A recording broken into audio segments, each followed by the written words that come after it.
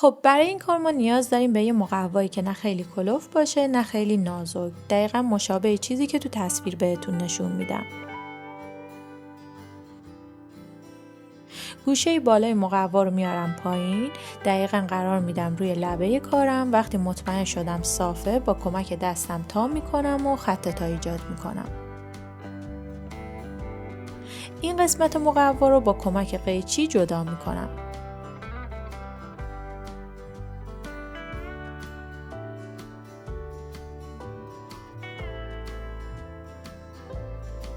البته جلوتر به این قسمت احتیاج داریم، فعلا میذارم کنار.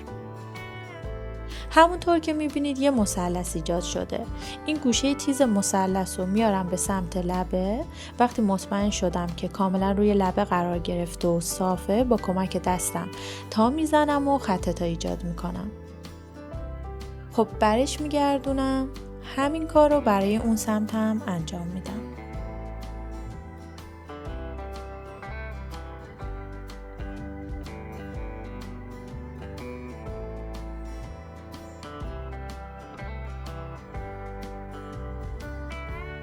خب بازش میکنم. این دوتا لبه‌ای که ایجاد شده رو به سمت روی کار جوری که کاملا روی لبه ها قرار بگیره تا میزنم و خط تا ایجاد میکنم. این کار رو برای اون یکی دیگه لبم انجام میدم.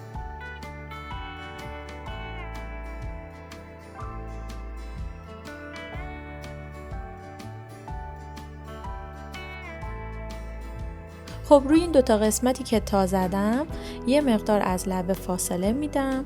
با کمک قیچی دوتا برش کوچیک میزنم که یه سوراخ خیلی کوچیک ایجاد بشه. این کار رو برای اون سمت هم انجام میدم.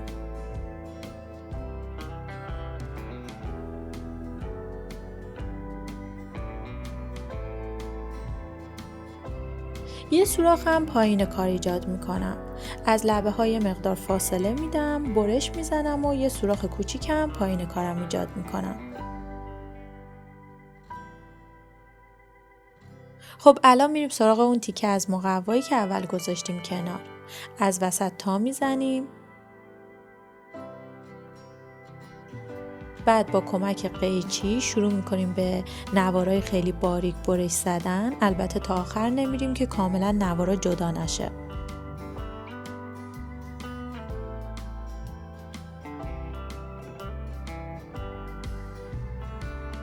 بعد از وسط بازش میکنیم. یکی در میون شروع میکنیم به جدا کردن نوارها.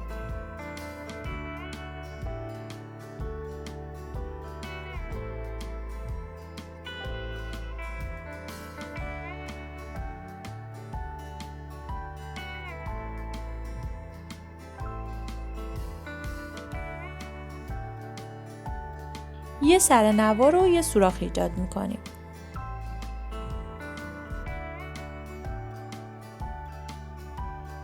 به این شکل. حالا دقیقاً میذاریم روی اون سوراخی که پایین کارمون ایجاد کرده بودیم.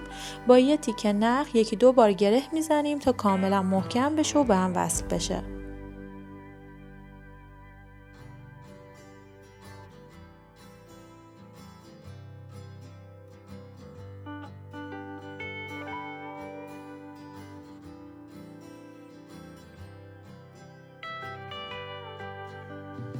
اضافه نخ هم قیچی میکنیم. خب برای این دوتا سوراخی که ایجاد کرده بودیم یه تیکه نخ بزرگتر برمیداریم. یه سر نخ رو از سوراخ اولی رد میکنیم. یکی دو بار گره میزنیم تا کاملا محکم بشه.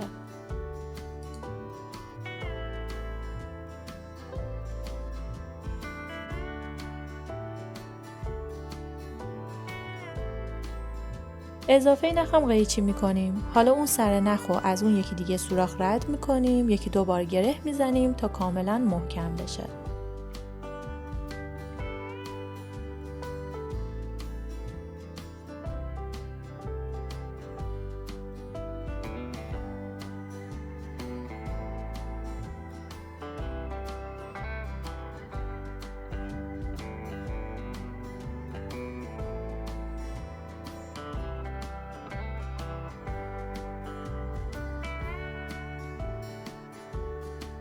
به این شکل. حالا این دوتا نخ رو میکشیم میاریم به سمت قسمت تیزی کارمون، همونجا علامت گذاری میکنیم و گره میزنیم.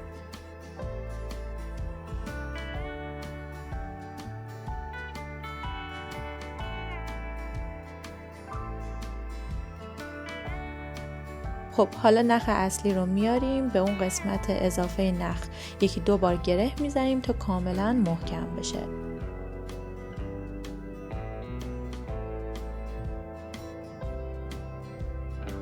اضافه نخ رو قیچی میکنیم و بادبادک ما آماده است.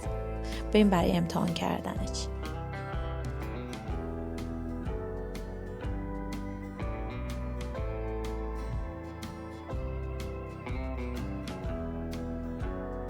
خب من اومدم پایین ساختمون، شانس من هوا خیلی بادی بود، تونستم بادبادک رو بفرستم توی هوا تا نتیجه کار شما هم ببینید. امیدوارم برای بچه‌ها درست کنید. اگه این آموزش رو دوست داشتید و براتون مفید بوده حتما لایکش کنید، نظرتون رو برای من کامنت بذارید و اگه کانال من سابسکرایب ندارید حتما سابسکرایب کنید تا کنار هم چیزهای بیشتری رو یاد بگیریم.